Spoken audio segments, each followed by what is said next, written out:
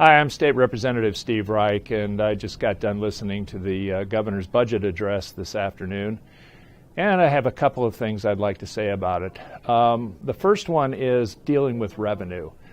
There's a revenue estimate that the governor put out, $3.8 billion or some such thing, and I think if that's going to be the official estimate for the governor for revenue this year, it should be put in the form of a resolution so that we have something to actually work from when we actually start talking about doing the budget.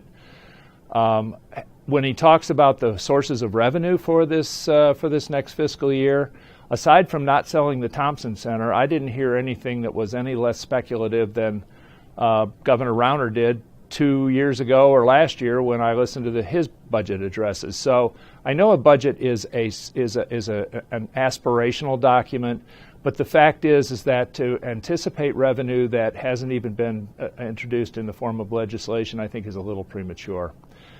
The next thing is he talks about expanding expenditures on certain programs, because without spending the money today, we will if we spend the money today, we'll have long-term benefits. The problem is we are so mired in debt right now that we don't have a long-term to think about. We have to deal with the short term, and the short term is paying down debt.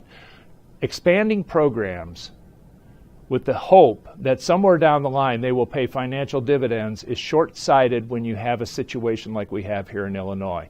And finally, third, with regard to pensions, last year the state of Illinois paid off $1 billion in pension anticipation bonds, which would serve as, in budgetary terms, an increase in revenue this year.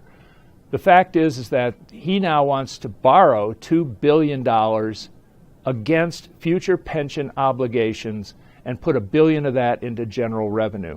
It's not the way you balance a pension debt or pay down a pension debt that is spinning out of control and has gone up to $133 billion.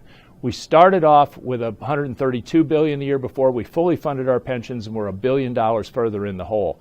Borrowing money to pay that off and then having some of that money go to general revenue is not the way to do it. Thank you.